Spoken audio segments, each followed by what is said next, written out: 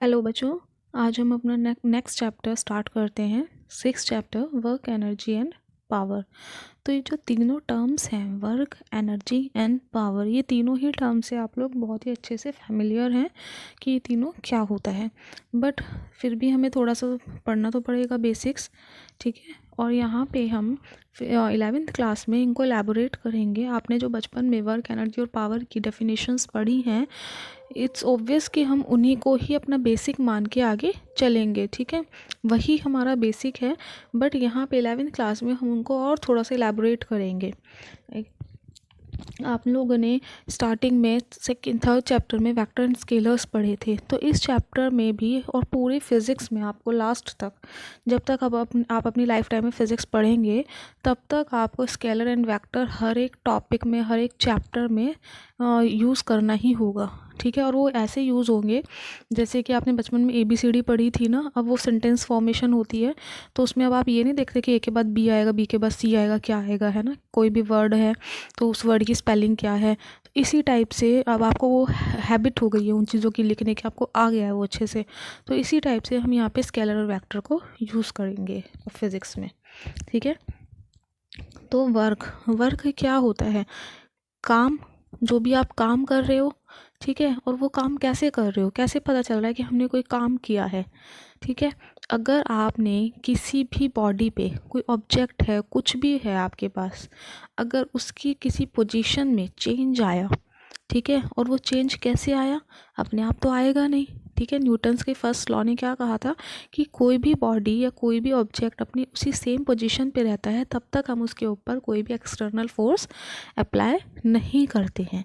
तो अगर आप किसी भी ऑब्जेक्ट के ऊपर कोई एक्सटर्नल फोर्स, अपनी कोई भी फोर्स अप्लाई नहीं करेंगे, तो वो अपनी उसी पोजीशन में रहेगा एज इट इज़। और अगर आपने कुछ वहाँ पे फोर्स अप्लाई की, मीन्स वहाँ पे आपका रोल आ गया, है ना, आपने वहाँ पे अपना रोल किया, तो आपके रोल की वजह से उसके ऑब्जेक्ट जो है वहाँ पे, उसमें कुछ चेंजेस आए, उसकी पोजीशन में चेंजेस आए, ठीक है। तो वो जो पोजीशन में चेंज आया ड्यू टू यू, ठीक है, आपकी वजह से जो वहाँ पे चेंज आया, तो उसमें क्या हुआ, आपने कुछ ना कुछ काम किया, है ना, वर्क किया। तो वहाँ पे आपने क्या किया, वर्क किया।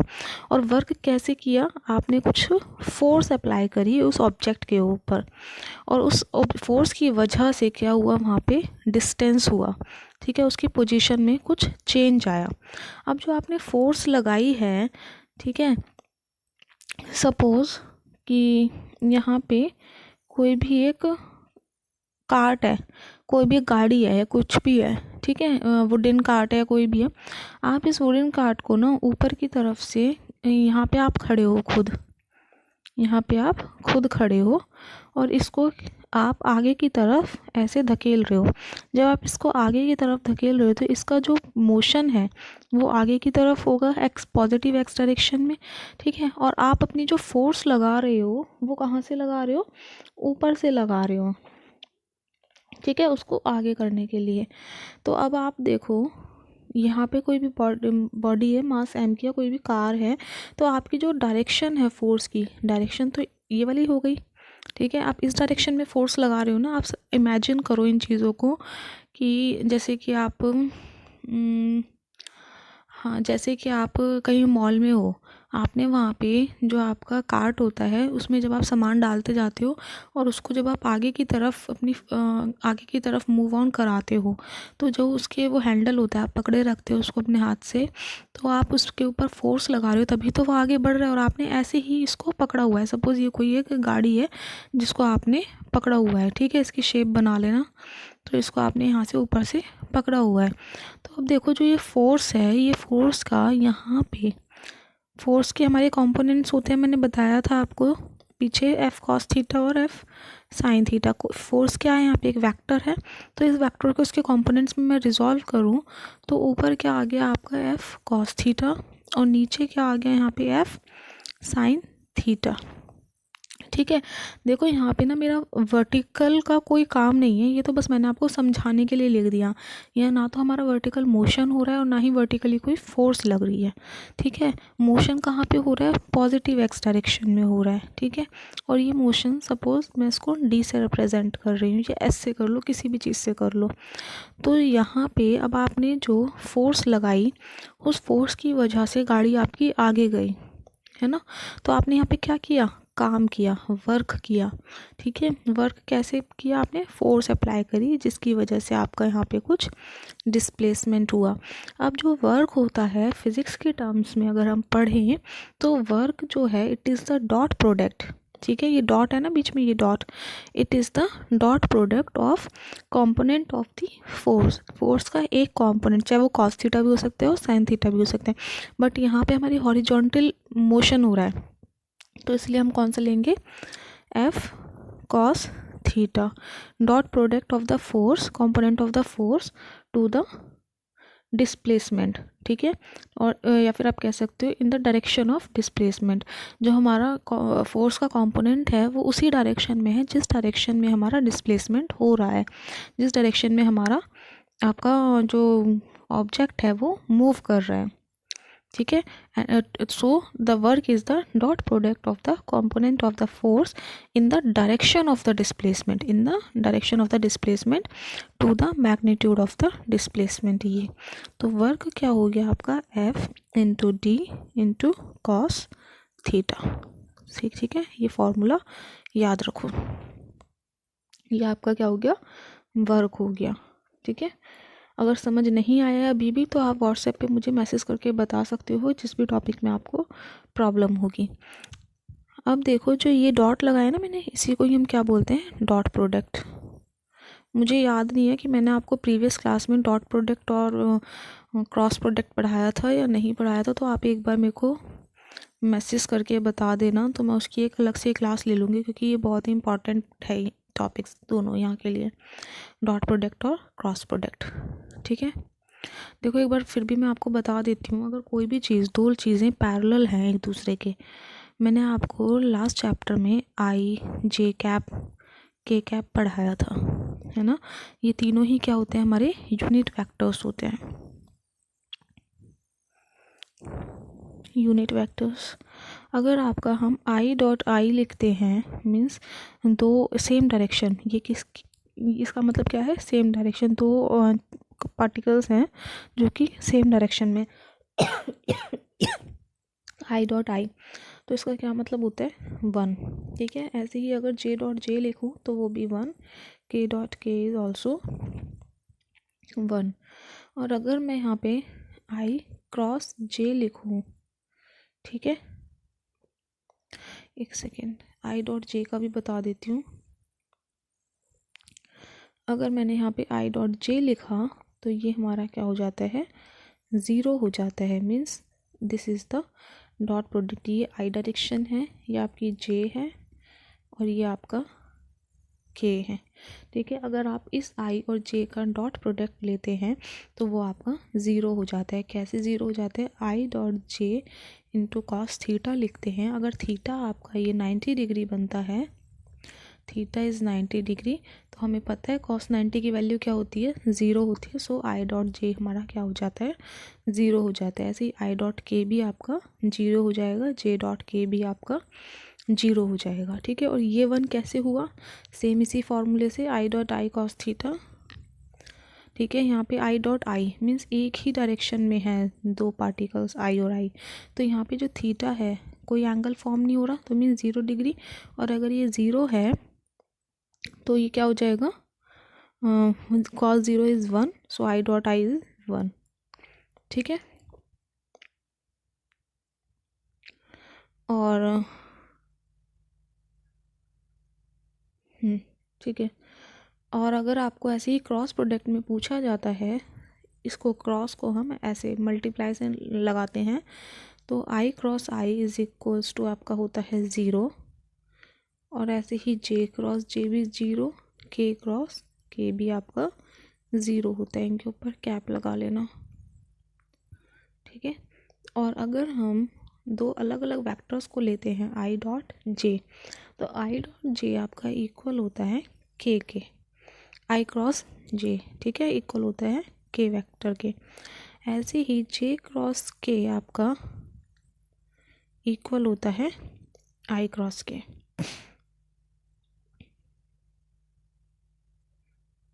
ठीक है, तो ये आपके थोड़ा सा इंट्रो था डॉट प्रोडक्ट और क्रॉस प्रोडक्ट, और जहाँ जहाँ ज़रूरत पड़ेगी मैं आगे आगे आपको वैसे ही बताती जाऊँगी जब हम न्यूमेरिकल्स करेंगे तब।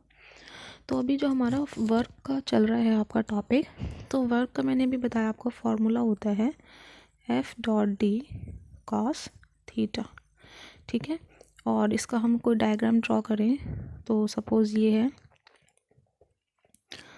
यहाँ पे सपोज़ मैंने कोई एफ़ लगाया है, यहाँ आपका कोई भी मास है एम जिसके ऊपर मैंने फोर्स लगाई और ये ऐसे अपनी आगे डायरेक्शन में मूव करता जा रहा है। ठीक है, तो ये क्या हो गया आपका एफ कॉस थीटा, इन वो सेम डायरेक्शन में होगा जिस डायरेक्शन में मूव करेगा फोर्स का कंपोनेंट, और इनके बीच का ये एंगल हो गया थीटा, जो ये है थीटा क्या है, angle between F and D, ठीक है, फोर्स एंड डिस्प्लेसमेंट। तो अगर देखो मेरा थीटा ज़ीरो हो गया, सपोज़ थीटा हमारा ज़ीरो हो गया, थीटा ज़ीरो होने का क्या मतलब है, जिस भी डायरेक्शन में मैं खींच रही हूँ अपने ऑब्जेक्ट को उसी डायरेक्शन में उसका डिस्प्लेसमेंट हो रहा है। तो वर्क जो होगा वो सिंपली क्या हो जाएगा एफ डॉट डी, क्योंकि कॉस थीटा कॉस ज़ीरो हमारा क्या होता है 1 होता है। ठीक है, अब देखो जब भी हमारा किसी भी फॉर्मूले में डॉट प्रोडक्ट होगा, जैसे वर्क है, वर्क क्या है फोर्स इनटू डिस्प्लेसमेंट, यहाँ पे डॉट प्रोडक्ट है, तो डॉट प्रोडक्ट मीन्स होती है आपकी वो क्वांटिटी स्केलर। ठीक है, so work is a scalar quantity, और वर्क का यूनिट क्या हो जाएगा न्यूटन मीटर, क्योंकि फोर्स की यूनिट क्या होती है न्यूटन और डिस्टेंस की यूनिट क्या होती है मीटर। तो वर्क की एसआई यूनिट क्या हो गई, सॉरी ये आपकी जनरल यूनिट है, एसआई यूनिट होती है वर्क की जूल। ठीक है, और 1 जूल को अगर हम डिफ़ाइन करें तो वो हो जाएगा 1 न्यूटन इंटू 1 मीटर। कि मतलब क्या होगा इसका कि अगर मैं 1 जूल वो अमाउंट है किसी भी काम को करने का, अगर मैं कोई भी सपोज़ मैंने यहाँ से एक गाड़ी को खींचा ऊपर की तरफ, ऊपर से मैंने फोर्स लगाई इस गाड़ी को आगे की तरफ खींचने के लिए, तो मैंने 1 जूल काम किया। ठीक है, 1 जूल काम करने से नहीं, एक सेकेंड, मैंने 1 न्यूटन फोर्स लगाई, तो 1 न्यूटन फोर्स लगाने से मेरा 1 मीटर वो गाड़ी आगे बढ़ी, तो इसका क्या मतलब है मेरा टोटल वर्क डन कितना हुआ 1 जूल हुआ। ठीक है, so 1 joule is an amount of work done when 1 newton of force acting on a body displaces it, जब हमने 1 न्यूटन फोर्स लगाई किसी भी बॉडी के ऊपर उसको डिस्प्लेस करने के लिए थ्रू 1 मीटर। ठीक है, वन मोस्ट इम्पॉर्टेंट चीज़ क्या है कि CGS यूनिट, CGS का फुल फॉर्म होता है सेंटीमीटर ग्राम एंड सेकेंड्स। ठीक है, CGS unit of work is ERG, अर्ग बोलते हैं, और 1 अर्ग में आपके 10⁻⁻7 जूल्स होते हैं, ये याद रखना। ठीक है, पूछा भी जाता है काफ़ी बार जो MCQs आते हैं उसमें। अब देखो वर्क जो हम पढ़ रहे हैं, वर्क आपका 3 टाइप से होता है, पॉजिटिव वर्क भी होता है, नेगेटिव भी होता है और ज़ीरो भी होता है। जैसे आप लोगों ने फोर्स पढ़ा होगा पहले, पॉजिटिव फोर्स, नेगेटिव फोर्स और ज़ीरो फोर्स। तो पॉजिटिव फोर्स कब होती है आपकी, जब आप किसी भी चीज़ को क्या करते हैं पुल करते हैं। ठीक है, सॉरी पुश करते हैं, जब कोई भी चीज़ को पुश करते हैं, जब वो कोई भी आपका ऑब्जेक्ट आगे की तरफ डिस्प्लेस होता है, सपोज़ यहाँ पे कोई ऑब्जेक्ट था मास m और इसके ऊपर मैंने कोई फोर्स लगाई इस डायरेक्शन में, तो जिस भी डायरेक्शन में फोर्स लग रही है और उसी डायरेक्शन में अगर हमारा डिस्प्लेसमेंट हो रहा है तो मेरा वर्क डन क्या हो रहा है पॉजिटिव हो रहा है, क्योंकि उनके बीच का जो एंगल है वो क्या हो गया 0 डिग्री हो गया। तो वर्क जो है हमारा force into displacement into cos theta, अगर आपका थीटा 0 हो रहा है तो वर्क क्या होगा आपका एफ डॉट एस, और ये क्या है आपकी पॉजिटिव क्वांटिटी है। तो इस टाइम पे जो वर्क डन है वो क्या है आपका पॉजिटिव है। अब आप सोचोगे कि 30 डिग्री पे भी तो पॉजिटिव ही आएगा, है ना, क्योंकि 30 cos 30 की वैल्यू क्या होती है, cos 30 की वैल्यू होती है √3/2, तो उस टाइम पे भी पॉजिटिव ही है। तो हम यहाँ पे एक एंगल डिसाइड कर सकते हैं कि अगर हमारा थीटा लाई करता है बिटवीन 0 to 90 डिग्री, और you can say if theta is an acute angle, ठीक है, तो हमारा वर्क डन जो होगा वो हमेशा कैसा होगा, पॉजिटिव होगा, ठीक है। और नेगेटिव वर्क डन कब होगा आपका, जब हमारा थीटा जो है वो लाई करेगा 180 और 90 के बीच में, ऑब्ट्यूज एंगल आप लोगों ने पढ़ा ही होगा, है ना, कि अगर मान लो मेरी यहाँ पे कोई बॉडी रखी है, इसके ऊपर मैंने इस डायरेक्शन में फोर्स लगाई, बट ये मूव कर रहा है इस डायरेक्शन में, ठीक है। इसका एग्जांपल हो सकता है आपका work done by frictional force, frictional force. अगर आप देखो अपनी जो नोटबुक है, उस नोटबुक को ऐसे स्लाइड कर लो, थोड़ा सा टेढ़ा कर लो, ठीक है, इंक्लाइन प्लेन बना लो, और उसके ऊपर आप क्या रखो, यहाँ पे अपने सपोज पेन रख लिया आपने, ठीक है। तो इस पेन को आप अपने हाथ से पकड़ोगे तो ये, और यहाँ पे देखो क्या हो जाता है, ग्रेविटेशनल फोर्स भी हो सकती है, ग्रेविटी, ठीक है। तो अगर आपने यहाँ पे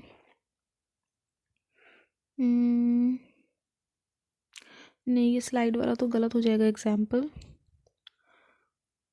आप एक रफ़ सरफेस लो, उस रफ़ सरफेस पे आपने एक पेन रखा अपना, उस पेन को आपने आगे की साइड बढ़ाना चाहा, आप अपनी फोर्स लगा रहे हो पर आपने बहुत ही कम फोर्स लगाई, सपोज आपने अपने नेल से हल्का सा उसको पुश किया और वो थोड़ा सा आगे जाके यहीं रुक गया, ठीक है, वो इतना आगे नहीं गया जितना उसको एक स्मूथ सरफेस पे चला जाना चाहिए था।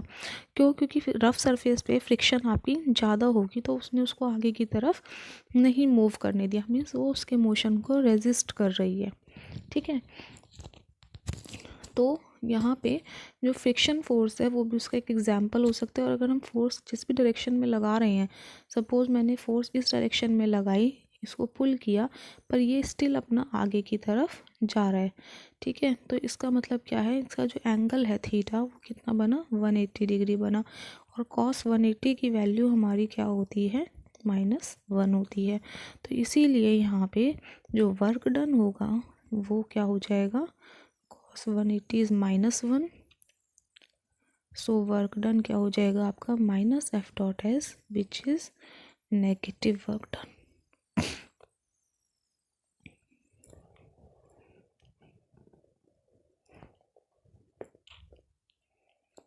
अब देखो आपको एक और एग्जांपल देती हूँ, कहीं कहीं जो स्प्रिंग वाले डोर्स होते हैं जिनमें ऊपर स्प्रिंग लगी होती है ना, आपके घरों में भी होंगे स्प्रिंग वाले, जो ऊपर स्प्रिंग लगी होती है डोर पे काफ़ी बार। तो वो जो डोर्स होते हैं ना, ऐसा नहीं होता कि जहाँ हमने खोला वो वहीं खुल के रुक गया, वो अपने आप बंद होने के लिए जाता है।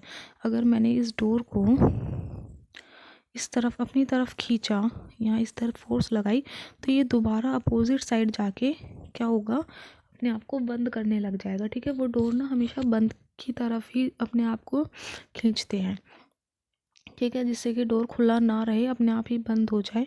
तो इसीलिए उनके ऊपर काफ़ी बार स्प्रिंग्स लगाई जाती हैं। तो अगर मैंने इस डोर को खींचा खोलने के लिए, तो उस टाइम तो खिंच गया, ठीक है, मेरी फोर्स लगी, पर वो मेरे हाथ को भी अपनी अपोजिट साइड की तरफ धकेल रहा है, तो वो भी किसका एग्जाम्पल हो गया, नेगेटिव वर्क डन का, ठीक है। अब आपका आता है नेक्स्ट ज़ीरो वर्क डन।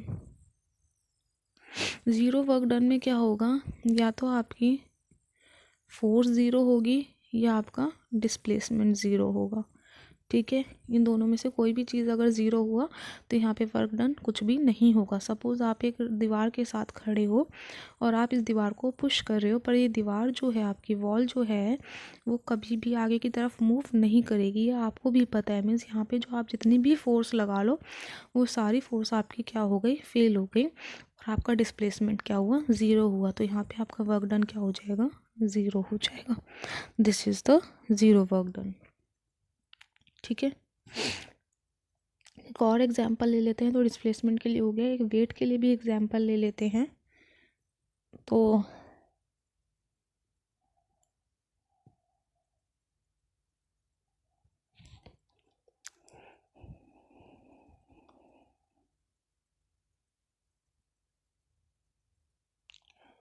अगर मान लो जैसे कुली होते हैं, ठीक है, ये कुली है, इसने अपने सर पर कुछ वेट उठाया हुआ है जिसका वेट है mg, और ये आगे की तरफ मूव कर रहा है, ठीक है, जिसका डिस्प्लेसमेंट है d।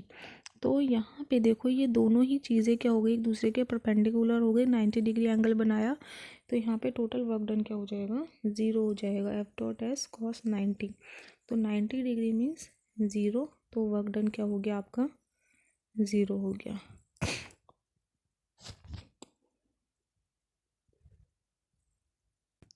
नेक्स्ट टॉपिक है आपका एनर्जी। किसी भी काम को करने के लिए आप कितनी एनर्जी यूज़ कर रहे हो, है ना, या फिर आपके अंदर कितनी क्षमता है किसी भी काम को करने के लिए।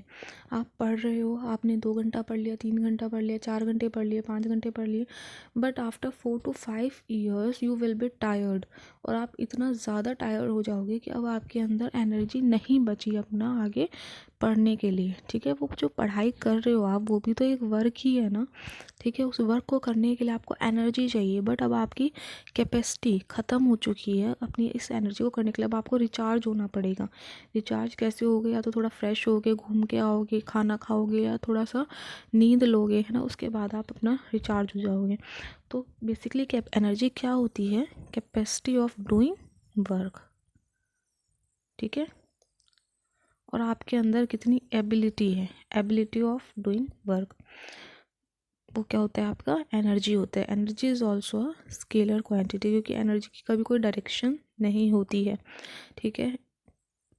इसकी डायमेंशन लिख लेना। एनर्जी देखो, काइनेटिक एनर्जी, पोटेंशियल एनर्जी, बहुत सारी एनर्जीज होती हैं। कोई भी एक एनर्जी सपोज कर लो काइनेटिक एनर्जी, तो वहाँ से आप इसकी डायमेंशन भी निकाल सकते हो। मास क्या होता है, m, ठीक है। वेलोसिटी L t-1 होती थी वेलोसिटी की डायमेंशन, तो यहाँ स्क्वायर है, तो T2 L2 t-2 हो जाएगी, ठीक है। तो डायमेंशन होगी एनर्जी की mL2 t-2।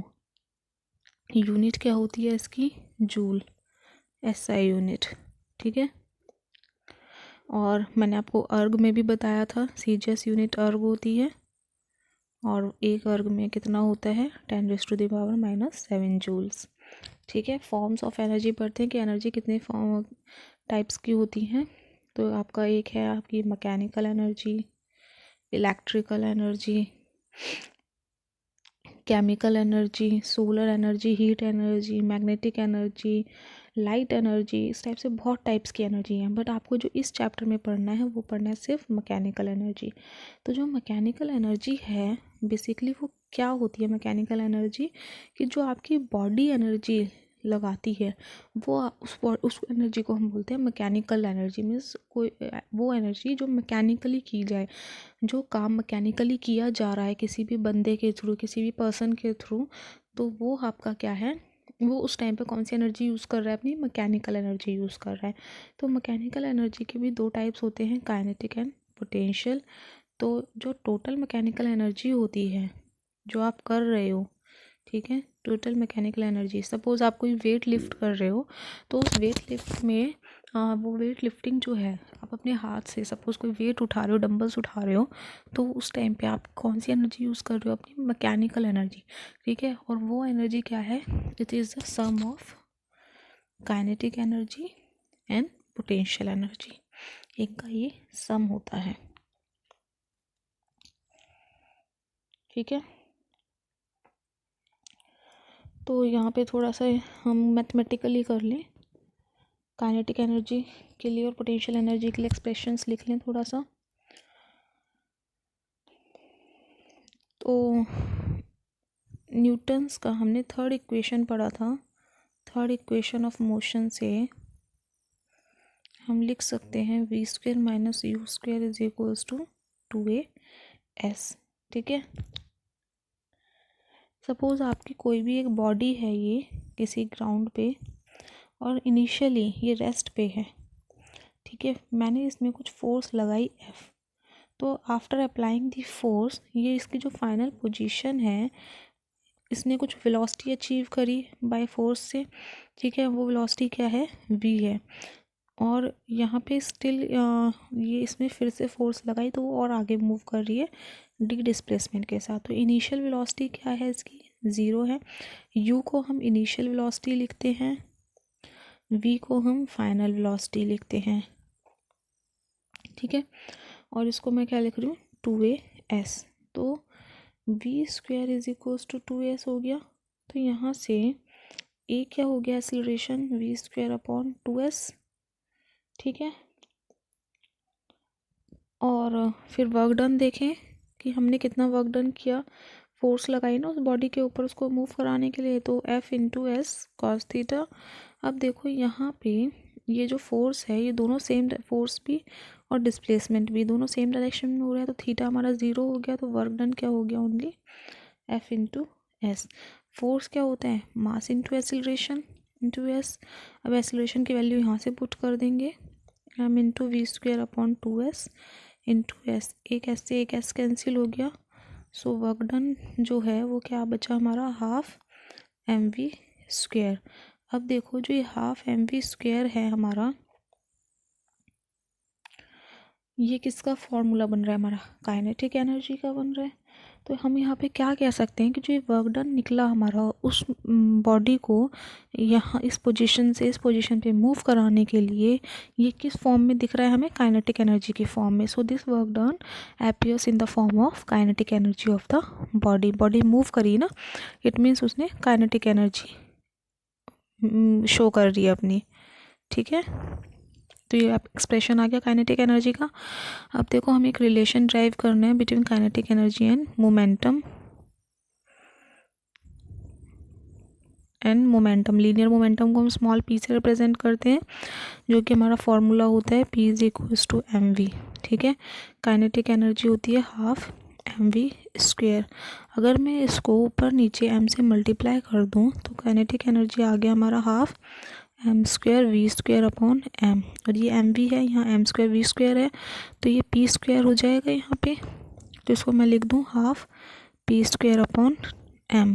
So kinetic energy is half p square upon m, और you can write as p is equals to √2m K. This is the relation between kinetic energy and momentum. ये दोनों ही relation सही हैं, आप कोई सा भी use कर सकते हैं, ठीक है।